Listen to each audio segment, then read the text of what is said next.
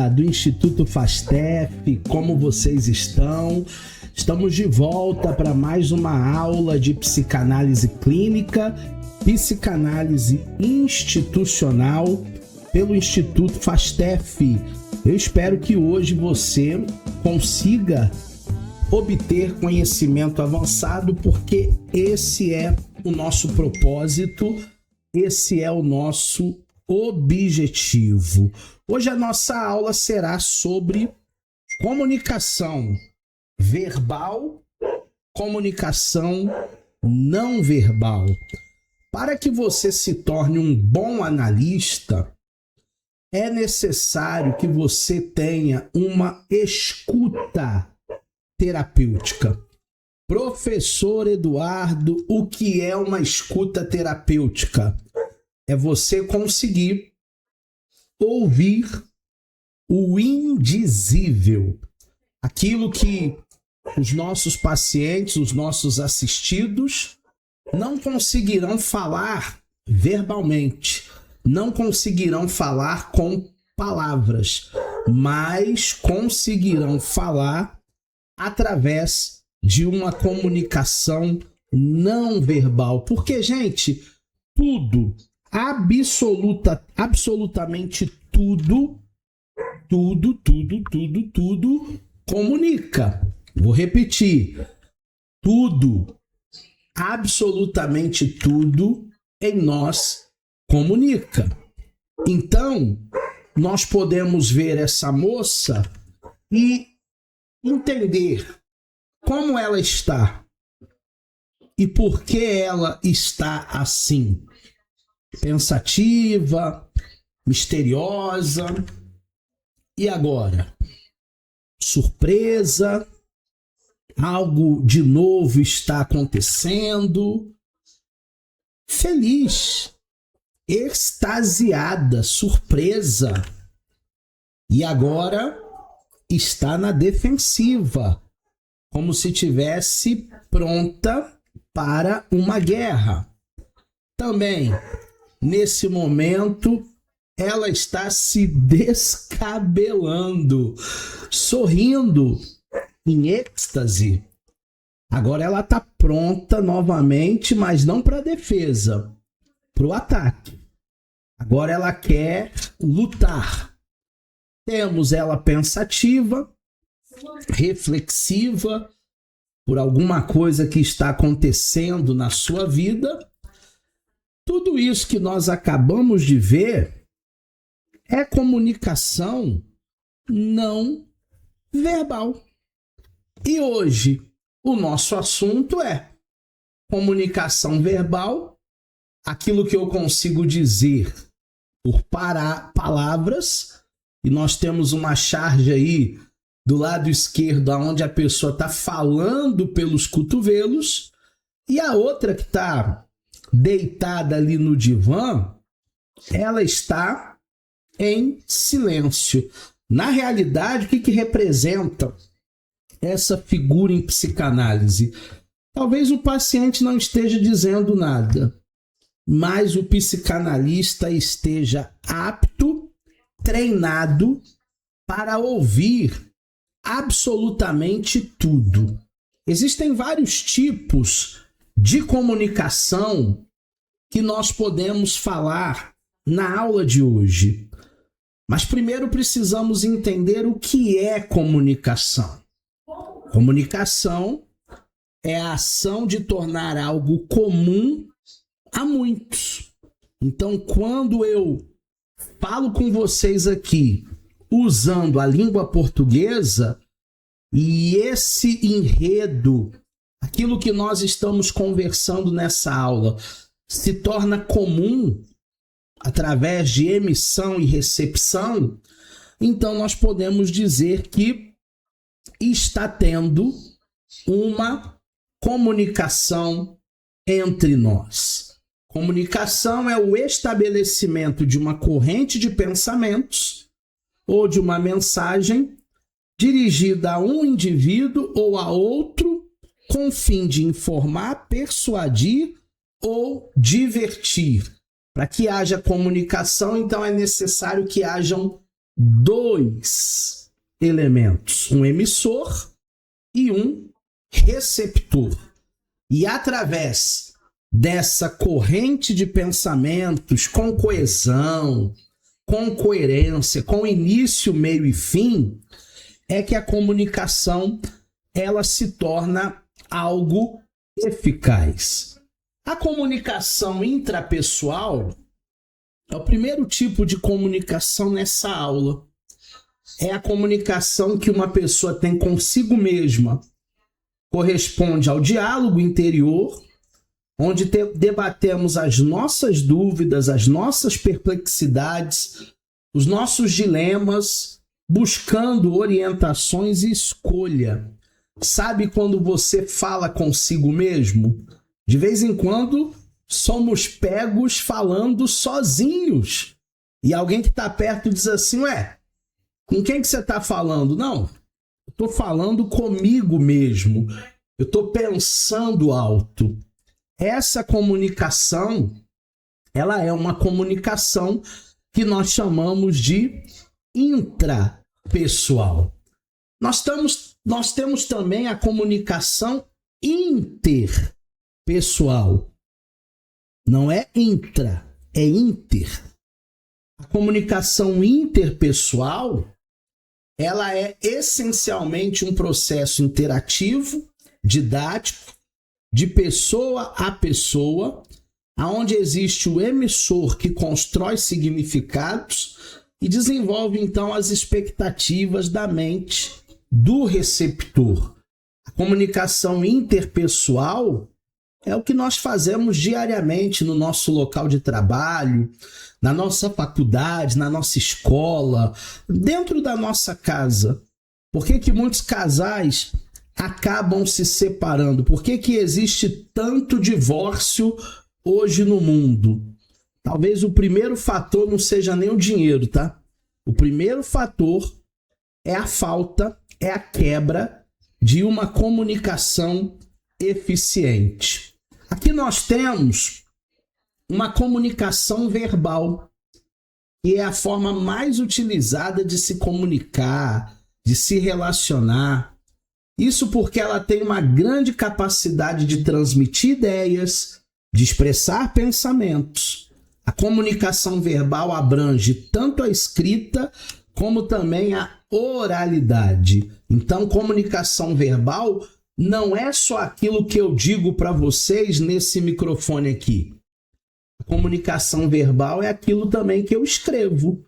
Quando eu escrevo lá no chat, para quem está ao vivo com a gente nessa transmissão, coloque seu nome na lista de chamada.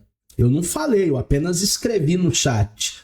E essa comunicação, ela também é tida como uma comunicação verbal. A comunicação escrita, grande diferença da comunicação, está no fato do receptor não estar necessariamente presente no mesmo lugar da conversa. Hoje, por exemplo, nós temos o WhatsApp, e através do WhatsApp, do Telegram, até mesmo das mensagens instantâneas, SMS, a gente consegue se comunicar de maneira escrita com pessoas que estão do outro lado do mundo, do outro lado do planeta. Agora, precisamos evitar os ruídos na comunicação. Há alguns momentos que eu escrevo e a pessoa não tem ideia do meu tom de voz. Aí é necessário que, muitas vezes, não só escrever, mas passar um áudio. E muitas vezes nem passar um áudio, muitas vezes telefonar, se o assunto for mais sério. Então a comunicação escrita, ela é muito boa, porque não há barreiras, não há distância, mas temos que tomar cuidado com as interpretações. Já a comunicação oral é a forma mais direta de se comunicar, já que para que ela ocorra é preciso ter a presença do emissor, que nessa aula sou eu, né, o professor, e o receptor, que também nesse contexto de aula são vocês. Não necessariamente no mesmo lugar, por isso que a gente está no online, mas no mesmo momento. Então, essa comunicação ela é feita porque eu estou aqui e você está aí no mesmo momento. Quando você tem dúvidas, você me pergunta aqui no chat, para quem está ao vivo. Quando você quer falar, eu peço para você abrir o seu microfone e você é autorizado a falar. Então essa é mais um tipo de comunicação que nós chamamos de oral. Agora, essa comunicação é um poder feminino, tá? Eu que sou homem não sei o que é isso. Comunicação não verbal. Diferente da comunicação verbal, que a gente escreve, que a gente fala, a comunicação não verbal é feita através de códigos, de gestos, de sinais, de expressões essas faciais, corporais e de imagens. Eu gosto muito dessa charge que o professor Márcio Cândido colocou aqui pra gente. Uma mulher olhando para outra, oi, verbalmente. E a outra respondendo, oi. Só isso que elas falaram. Mas não verbalmente, olha quantas coisas elas pensam uma da outra. Examina o cabelo, averigua a pele, inspeciona as joias, repara na roupa, no top, repara se o bronzeamento é verdadeiro ou artificial, se está na moda, se não está na moda, vê na mão a chave do carro, que legal, vê a celulite da outra, vê se a depilação está em dia, vê os tornozelos, os sapatos. Turma, isso o homem não consegue ver. Eu sou homem e eu parei lá no primeiro estágio. Oi. A mulher não, a mulher tem essa visão holística, tem essa visão do drone, essa visão panorâmica. A mulher ela consegue acompanhar várias coisas, reparar várias coisas que nós homens não conseguimos. Temos também a comunicação visual, que é mais um tipo de comunicação. É todo meio de comunicação expresso com componentes visuais, signos, imagens, desenhos, gráficos. É tudo aquilo que pode ser visto. Então, comunicação visual pode ser aquela do outdoor. Quando você vê um M vermelho no fundo amarelo, não precisa nem estar alfabetizado para saber, né? Seu filho, seu neto pequenininho já sabe que é McDonald's. Ele quer batata, ele quer sorvete, ele quer McLanche feliz. Quando a gente vê num tênis, numa roupa, aquela sobrancelha ao contrário, nós já sabemos que é Nike. Nem precisa estar escrito Nike. Mas o poder da marca, o poder do símbolo, do signo, facilita essa comunicação dita como comunicação visual. E isso é muito importante. Fazer a comunicação visual para uma marca é de suma importância. Temos também a comunicação assertiva. O Arley chegou por aí, está ao vivo. Boa noite, Arley, tudo bem? Estamos juntos falando de comunicação verbal e comunicação não verbal. Na comunicação assertiva, o emissor ele consegue manifestar suas ideias, seus pensamentos de forma clara, sem desrespeitar o próximo. Isso pode ser feito de todas as formas em comunicação, seja ela verbal ou não verbal. Comunicação assertiva sou eu entendendo que a pessoa que está ao meu lado é um semelhante, entendendo que ela merece respeito, entendendo que ninguém é escravo de ninguém, ninguém é capacho de ninguém. E isso a gente pode fazer de maneira verbal, falando, se expressando, ou também de maneira não verbal, corporalmente. Porque muita gente faz caras e bocas, deboche, desprezo, e aquela pessoa como nós tem saído de casa para lutar, para buscar o pão nosso de cada dia. Existem 5 elementos indispensáveis para que haja comunicação. O primeiro é o transmissor, que nessa aula sou eu, né? É a pessoa que transmite uma ideia, é a pessoa que idealiza, codifica e emite uma mensagem. Qual é a mensagem que hoje eu estou tentando passar aqui nessa aula? A mensagem, o enredo de como acontece a comunicação. Esse é o primeiro elemento indispensável, transmissor. O segundo é o receptor, que nesse caso de aula aqui, nesse contexto, são vocês. A pessoa que recebe a ideia, que recebe o enredo, que recebe a aula e tem a função de interpretar. Quando nós entendemos tudo o que foi falado, a gente tira uma boa nota no trabalho. A gente tira uma boa nota na prova. Quando a gente não entende o que é falado, a gente fica totalmente confuso, né? A gente fica totalmente perdido, porque houve ali uma falha de comunicação, de compreensão. O terceiro elemento é a mensagem.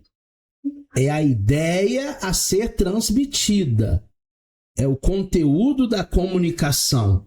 Quando você escreve lá no teu WhatsApp, no grupo da família, tenha um dia abençoado por Deus, que Deus ilumine todos nós com muita alegria, com muito amor, com muita paz, você está transmitindo uma mensagem. E que as nossas mensagens sejam mensagens positivas, sejam mensagens para agregar, sejam mensagens para que a gente possa, de verdade, construir coisas boas. Nós não fomos colocados aqui nesse mundo para disseminar uma mensagem ruim, uma palavra ruim. O quarto elemento da comunicação é o canal, é o meio. É o processo utilizado para a utilização e transmissão da mensagem. Qual é o canal que nós estamos usando nessa aula? Nessa aula nós estamos usando a internet, porque tem gente do Brasil todo assistindo, até fora do Brasil nós temos alunos. Além da transmissão pela internet, nós temos aqui um equipamento que nos ajuda, um microfone, nós temos aqui o Data Show. Então, essa transmissão, esse canal, esse meio, ele pode ser natural, presencial, dentro de uma sala de aula, ou ele pode ser artificial, como nós estamos aqui, mediante programas de computador que emitem a mensagem e que você consegue receber aí em tempo real. O nosso quinto elemento são o código ou os códigos. É a linguagem utilizada que deve ser comum a ambos. Sem essa possibilidade de decodificá-lo, não existirá comunicação. Então, esse código deve ser algo que eu domino e você domina. Aqui nessa aula, qual o código que eu estou usando? A língua portuguesa. Se eu for dar aula em hebraico, se eu for dar aula em grego, se eu for dar aula em inglês, e você ainda não for alfabetizado nessas línguas, essa aula será ineficiente, porque o código precisa ser comum a ambos. Tanto eu preciso conhecer a língua portuguesa para transmitir a mensagem, como você também precisa ser alfabetizado na língua portuguesa. Um grande problema da comunicação é o ruído. O ruído é qualquer interferência que distorce a mensagem, que dificulta, que impede a comunicação. dentro do processo de comunicação, é o elemento que poderá dificultar ou evitar o desenvolvimento do processo. Então, todavia, entretanto, ruído de comunicação é qualquer distração. Ruído de comunicação é qualquer problema no equipamento. Ruído de comunicação é quando o Wi-Fi, a internet cai. Ruído de comunicação é quando a mensagem não chega aí de maneira cristalina, de maneira límpida, sem nenhum tipo de ruídos. Quais são os componentes básicos da comunicação verbal ou oral? Primeiro, a voz, aonde nós emitimos os fonemas. Segundo, a fala, a transmissão verbal dos pensamentos. E tem gente que pensa tão rápido, mas tão rápido que atropela os pensamentos. Terceiro, a linguagem. É o uso de palavras articuladas por meio de expressões e comunicação. Tudo isso é de grande valia, tudo isso é interessante. Características da nossa voz. Primeiro nós temos a tonalidade. Qual é o tom de voz que as pessoas elas conseguirão entender verdadeiramente aquilo que está sendo falado. A inflexão é a modulação da voz através da variação do tom. Eu não posso chegar aqui e dar uma aula, dependendo do horário que você está assistindo, monotom. Monotom é sem modulações, sem ênfase na voz.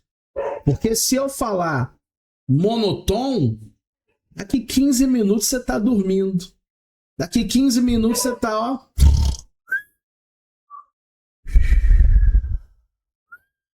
dormindo.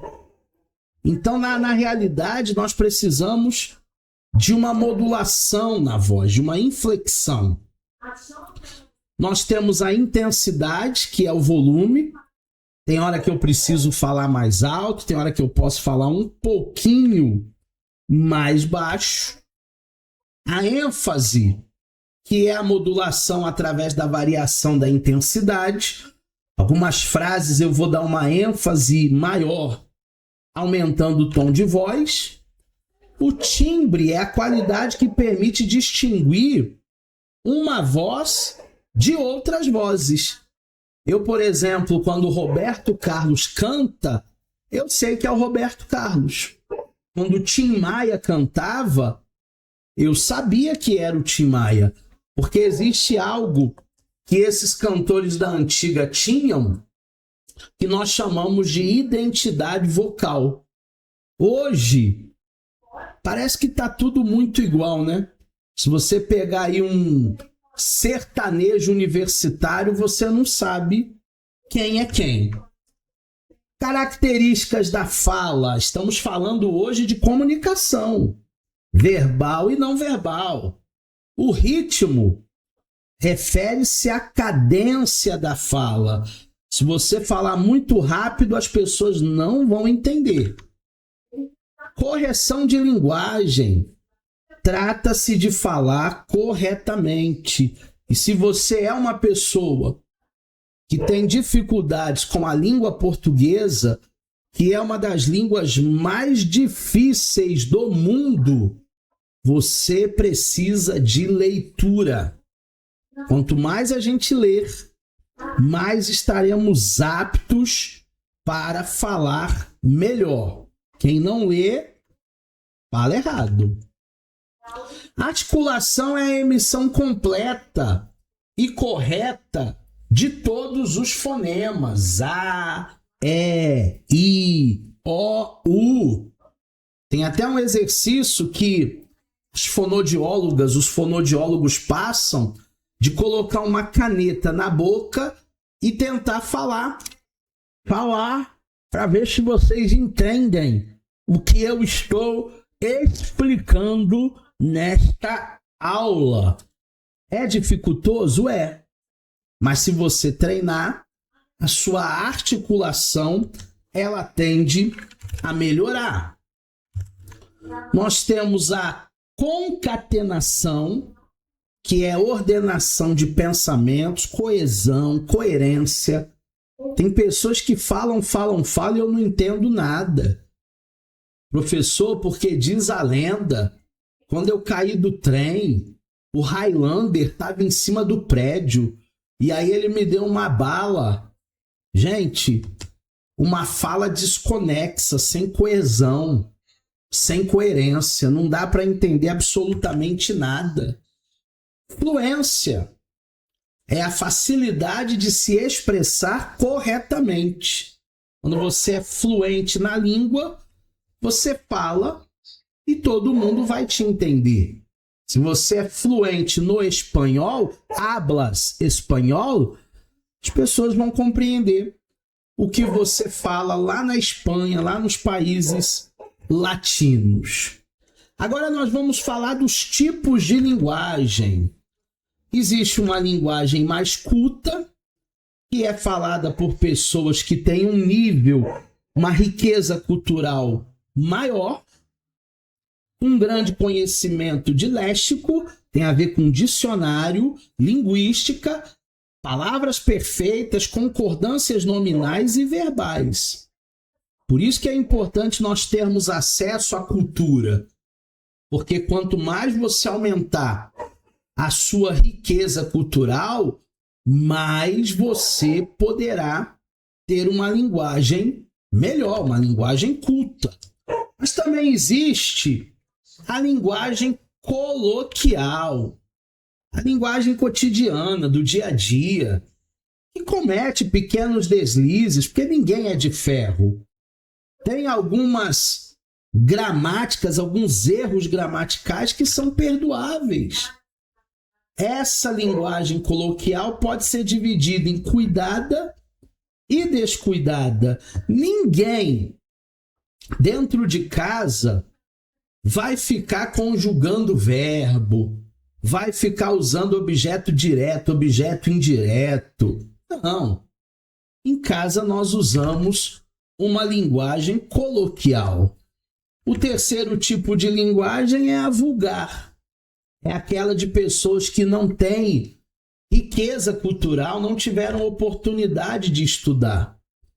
É aquela falada por pessoas que não tiveram oportunidade de se aprofundar no estudo da língua, que no nosso caso é o português, cometendo erros graves de correção e linguagem de concordância. Então o rapaz chega para a moça na estação da Pavuna do metrô e diz: "E aí, já é?" E aí a menina diz assim: "É ruim de hein?" E que eles estão falando? Não sei. É um carioquês. É uma linguagem que só os cariocas da gema de plantão vão saber o que é. Paulista não sabe, gaúcho não sabe. Mas é uma linguagem vulgar. É uma linguagem de pessoas que não têm muito estudo, que não tiveram muitas oportunidades na vida. Temos também a linguagem regional. É aquela que é circunstrita a cada região geográfica com um patrimônio vocabular próprio. O mineiro diz: "Que fome, uai! Alguém tem um trem para comer aí?" E o que é o trem para o mineiro? O trem pode ser qualquer coisa. Qualquer coisa pode ser um trem. Para nós, literalmente, é o Supervia, que agora não é mais Supervia. É o trem do Rio de Janeiro. Mas para o mineiro pode ser um cachorro-quente, um hambúrguer, um biscoito. Então é uma linguagem regional. Eu dei o caso aqui, o exemplo dos mineiros, mas eu poderia falar do gaúcho, eu poderia falar do baiano. Todos os estados aí têm uma linguagem regional, suas próprias gírias, seu próprio modo de falar. Temos ainda um tipo de linguagem que é grupal, utilizada por grupos fechados, com uma linguagem própria de gírias e de termos técnicos exclusivos. Então, existe uma linguagem aí de uma determinada tribo, de um determinado grupo. Esse grupo, eles vão falar coisas que nós não estamos acostumados a ouvir, porque eles possuem um código próprio. Como surfistas, por exemplo. Uhul! Que onda! Irada! É uma linguagem dos surfistas. Os adolescentes também hoje têm uma linguagem muito peculiar. Se você for conversar com adolescente de 13, 14, 15 anos, você vai ter que ir com um dicionário na mão, porque tem muita coisa que o adolescente fala que a gente não vai conseguir entender. Existem barreiras na comunicação. A primeira barreira é a física, dentro de uma distância espacial, dificultando pessoas que têm dificuldades visuais, auditivas, ou até mesmo nós que não somos PCD, digamos assim, não somos portadores de necessidades especiais, mas se ficar tudo escuro dentro da minha casa, eu não sei nem onde está a chave do carro, por mais que eu conheça a minha casa. Então isso é uma barreira física, uma barreira de comunicação. A segunda é fisiológica, já é mais a deficiência que eu estava falando, oriunda da cegueira, da mudez, da surdez e da deficiência mental. E para isso nós temos hoje Libras, temos o Braille. Existe como superar as barreiras ditas fisiológicas. Existe uma barreira também que é social, criada por tradições, normas institucionais que podem inibir, mesmo proibir a comunicação entre pessoas de estados diferentes. O rico não quer se misturar com o pobre, o branco não quer se misturar com o negro, o hétero não quer se misturar com o homossexual. Isso tudo é uma espécie de racismo, isso tudo é uma espécie de discriminação e nós não deveríamos discriminar absolutamente ninguém. Existe uma barreira na comunicação, que é a barreira cultural. Quando se trata da diversidade cultural, pode acontecer muitas falhas de comunicação, erros de interpretação, porque nós não temos o real conhecimento da cultura de outras pessoas. Eu me lembro uma vez, um colega de curso falou para mim, militar, que foi para a missão do Haiti e teve um dia de folga lá no Haiti. Eles foram dar um mergulho na praia. E quando chegou na praia, ele tirou o bermudão, ficou de sunga, só haviam homens, e ele foi lá dar um tibum na praia. E aí o pessoal do Haiti começou a desconfiar que ele era homossexual, homoafetivo, gostava de pessoas do mesmo sexo. Mas por quê? Por causa de uma sunga. Porque no Brasil é normal, mas lá no Haiti não. Geralmente eles tomam banho de bermudão. Mesma coisa na Escócia, né? Existe uma cultura escocesa dos homens usarem saias. Há uma barreira também psicológica, oriunda geralmente de atitudes negativas que nós vivenciamos na nossa vida, desde a infância, desde pequenininho. Aqui o medo de dentista é algo que talvez foi construído, tá? Sua mãe tinha medo do barulhinho do motor sua avó não ia ao dentista, e isso criou ali uma barreira psicológica. E aí hoje você pensa, você acha que é melhor a morte do que o dentista. Gente, vá sem medo. Se der até para dormir naquela cadeira gostosa lá, é porque não dá, porque tem que abrir a boca toda hora, cuspir. Mas vá sem medo, não vai acontecer absolutamente nada. Comunicação verbal e não verbal na psicanálise. É importantíssimo que os aspirantes em psicanálise clínica sejam pessoas comunicativas. Para que você tenha sucesso na sua clínica, você deve ser uma pessoa comunicativa. Freud, em 1912, sempre valorizou a comunicação verbal por meio do tal Quincuri, a cura pela conversação, seja pelo estabelecimento da regra fundamental da psicanálise para o paciente, isto é, por meio de imposição e estímulos, ele deveria falar, pois ficar calado era compreendido como uma resistência.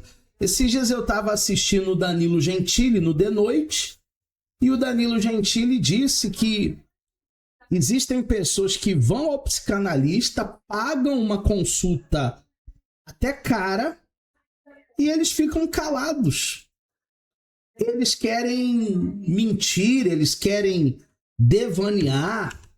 Gente, se você vai para uma consulta psicanalista, você deve ir de peito aberto, você deve ir para falar todos os seus conteúdos. Segundo Freud, a cura está no falar. Não é somente por meio da comunicação verbal do analisando ou da comunicação do analista, que é a nossa interpretação, que se promove um conhecimento e estruturação de si mesmo. Isso ocorre também, turma, por intermédio de uma relação intensa, íntima, empática e prolongada com o analista, o que nós chamamos de transferência. Para que haja troca, você precisa fazer a transferência com o seu analista, com o seu didata. Caso contrário, você vai passar meses e meses, anos e anos, e você não vai evoluir. A ideia é que você consiga evoluir. A ideia é que você consiga superar seus medos, seus traumas, acessar o seu conteúdo inconsciente. Os pacientes estabelecem com o analista uma espécie de relação de dependência emocional denominada regressão infantil, no qual se localizam os estágios mais primitivos da vida do lactente. Ou seja, acessando esses conteúdos, em algum momento o nosso didata, o nosso psicanalista vai fazer o papel de pai, vai fazer o papel da mãe. Não tem como fugir. Ele vai apontar para você coisas e através do autoconhecimento você vai dizer, é verdade. Esse meu analista é danado, ele tá com a razão. Porque ele vai fazer você se enxergar, você se ouvir. Nas etapas mais precoces do desenvolvimento do paciente, pode surgir a não comunicação. O que é isso? O paciente, como um bebê, voltando para um estágio infantil, não se comunica verbalmente, só chora, só caras e bocas, por meio de uma comunicação silenciosa. E aqui embaixo eu coloquei várias fotos de bebê Bebê é uma coisa que hipnotiza a gente, né? Eu gosto muito de criança. Você fica hipnotizado. Agora, cada expressão facial aqui é uma expressão. Tem expressão de alegria, de deboche, de tristeza, de surpresa. Tem até um biquinho aí, um beijinho. Criança é fantástico, criança é demais. E nós temos muito que aprender com as crianças, pode ter certeza. Esse silêncio do nosso paciente pode ser compreendido pelo analista com uma atitude cuidadosa de respeito, pelo direito do paciente não se comunicar verbalmente, que aponta além da dimensão ética, uma vez que é primordial na constituição do self. Muitas vezes o cavalo está se vendo como um peão e um peão está se vendo como um cavalo. Essa constituição do self tem que ser muito bem trabalhada. E para que a gente possa ter uma boa transferência e contra-transferência com o nosso analisando, nós precisamos ser empáticos. Nós precisamos acolher. Se você vier de uma forma clínica discriminatória, ninguém, absolutamente ninguém vai ficar na tua clínica. Para que falar ao paciente lactente se ele ainda não adquiriu uma linguagem verbal? Ele não está falando nada. Nem a possibilidade rudimentar do seu uso, nem a capacidade de simbolização. Agora, você sabia que as pesquisas da embriologia, que a criança ela já conhece a voz do pai antes mesmo de nascer? E depois, quando nasce, se o pai falar alguma coisa, a criança fica procurando para ver se era quem falava com a barriga, com ela na barriga? Então é fantástico. As neurociências estão aí para comprovar muita coisa que a gente não sabia. O mais importante nessa etapa, segundo o Winnicott, é um módulo que a gente já teve, quem é novo vai ter ainda. Ele foi psiquiatra, ele foi psicanalista, ele foi um inglês, um teórico da psicanálise. É o analista conseguir identificar, com analisando, saber o que ele sente e poder provê-lo o mais suficientemente bem com aquilo que necessita em termos de cuidados maternos, porque o analista é uma espécie de pai ou mãe, sem ser invasivo, sem ser uma pessoa inconveniente, intruso, para não provocar uma ruptura na continuidade do ser. Eu conheço muitos colegas que até se formaram em outros institutos que eles vendem o almoço para comer a janta. O que eu quero dizer? Consultórios vazios. Consultórios, eles estão sublocando a sala. Tem muito colega nosso que não consegue arcar com as despesas de um consultório que está sublocando. Em contrapartida, aqui no Instituto Fastef, já puxando, né, um pouquinho a brasa para o nosso curso, nós temos analistas que não têm mais agenda nos próximos 2 meses. E se o analista não tem agenda nos próximos 2 meses, então é porque ele não foi intruso, ele não foi invasivo, ele entendeu o seu papel de analista. O nosso papel de analista não é ser amiguinho do paciente. Nosso papel de analista é um papel acolhedor materno. A aquisição da linguagem. O bebê, através de sons emitidos, pressupõe primeiramente uma forma de expressar afeto. seguida do valor do chamamento e finalmente significa uma mensagem que deve ser decodificada.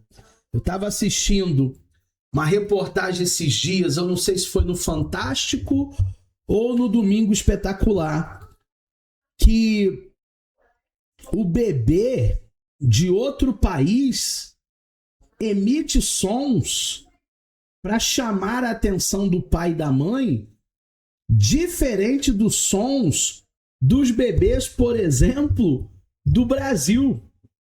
Olha que coisa fantástica.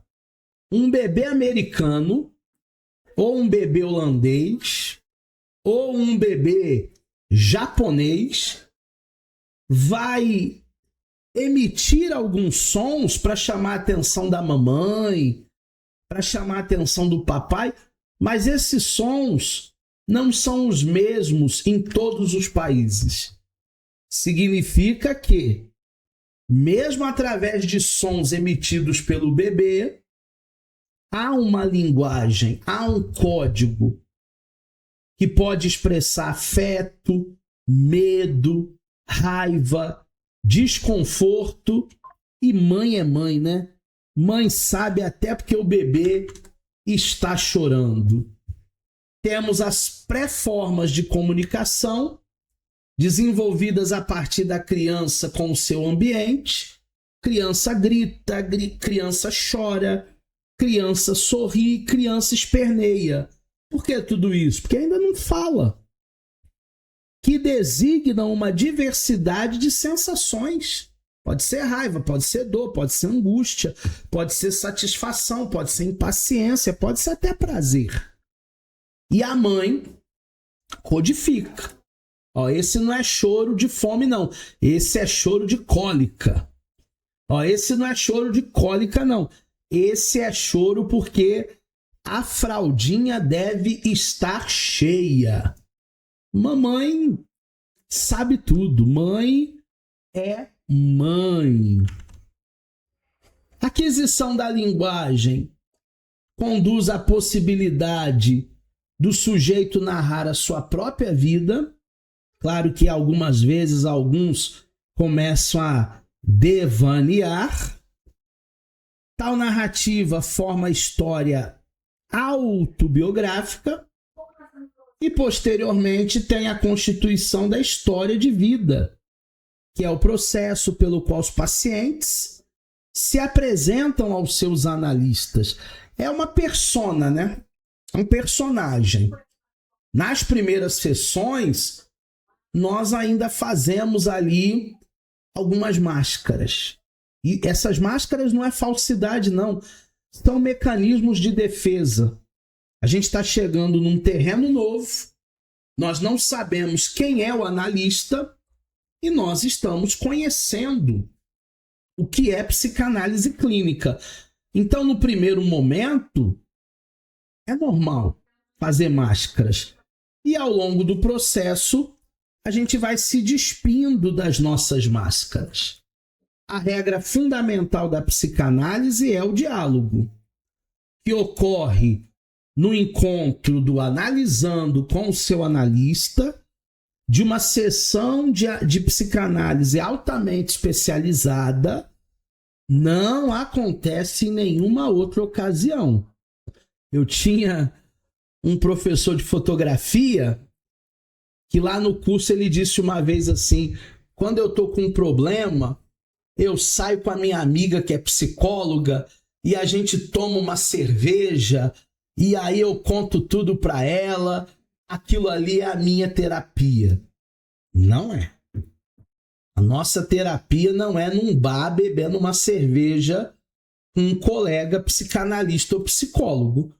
A nossa terapia precisa ser num setting terapêutico, que é um ambiente seguro. Ele se realiza sob o império da regra fundamental da psicanálise, que se estabeleceu no começo do tratamento psicanalítico como método da associação livre do paciente. Olha a cabeça do Freud ali explodindo de conteúdos. E na contrapartida, para o analista, A escuta, que é a atenção flutuante e a regra da abstinência, sendo ambas elementos essenciais que definem a técnica psicanalítica como um método terapêutico, descritos por Freud em 1913, no artigo intitulado Sobre o Início do Tratamento. Qual é a regra da abstinência? Não julgar valor. Nós não somos juízes, nós não somos professores, nós ali somos terapeutas. Estamos ali para acolher, estamos ali para entender, estamos ali para ajudar a pessoa a se ouvir. Há momentos na terapia que o seu terapeuta vai dizer assim: repete para mim essa parte. Mas não é porque ele não entendeu, não. É porque ele deseja que você comece a se ouvir. Na terapia, nós temos uma atenção concentrada? Não. Atenção concentrada é a atenção do motorista, que fica olhando as placas, as curvas, os faróis, a estrada. Sou eu dirigindo do Rio para São Paulo, 3 horas e 24 horas ali. Concentração. Na terapia, nós temos uma atenção flutuante. A atenção do analista deve flutuar pelos significados no inconsciente, que o paciente enuncia como um barco que perdeu o leme, evitando tomar algum fragmento do discurso como um cais. É por isso que é livre associação de ideias. Por que é livre associação de ideias? Porque esse barquinho, que é a nossa própria vida, ele está sem leme. Ele está navegando. Deixa os seus pensamentos, deixa o seu inconsciente livre, leve e solto, sem nenhum tipo de censura, sem nenhum tipo de discriminação. A regra da abstinência é a diretriz técnica que torna possível tanto o paciente quanto o analista uma descoberta, uma análise do material recalcado, evitando neurose de transferência. Eu não conheço o meu paciente não me conhece. Então vai haver uma troca de conhecimentos, de vivências, de conceitos, de valores, de escuta. Essa é a regra da abstinência. Saber que eu não preciso saber no primeiro momento. Eu não sei tudo mesmo, eu estou em construção, eu estou aprendendo. Porque tem muito psicanalista que se precipita e começa a querer interpretar logo de cara. Não. Não tenha essa ânsia de querer interpretar nas primeiras sessões. Atenção flutuante. Deixa o barquinho seguir. Verifica-se que a regra fundamental da psicanálise obedece um pensamento lógico e da razão, pois em 1913 Freud faz um apelo psíquico superficial ao analisando ao ego consciente do sujeito para que ele não silencie. Nossos pacientes não podem cair no erro de silenciar, de não se abrir, de não falar o que deve ser falado, de não expor o que deve ser exposto. Nossos pacientes de verdade, eles precisam ter uma liberdade para que eles possam falar tudo aquilo que é necessário falar. Insiste que o analisando se lembre das vivências esquecidas ou das vivências reprimidas, o qual deve, portanto, se preocupar para que nenhuma objeção interna, nenhuma autocrítica ou nenhuma seleção de material impeça de comunicar cada uma das ocorrências, entregando-se assim ao fluxo da associação livre. Ali nós não precisamos ser implacáveis conosco mesmo, porque somos seres humanos, existe um material ali que precisa ser falado e nós não podemos ir para a clínica com meias verdades. Seja você, seja verdadeiro. Completando a regra fundamental do Freud, tem-se, finalmente jamais esqueça, que prometeu ser absolutamente honesto e nunca deixar nada de fora por uma razão ou por outra que é desagradável dizê-lo. Quando nós estamos em terapia, nada pode ficar de fora. Nem aqueles períodos mais desagradáveis da nossa história. Nem aqueles períodos que a gente gostaria de esquecer. Nós não podemos deixar de falar. Porque se a cura está no falar, as doenças psíquicas estão no silêncio. Ficamos por aqui. Essa foi a primeira aula de comunicação verbal e não verbal.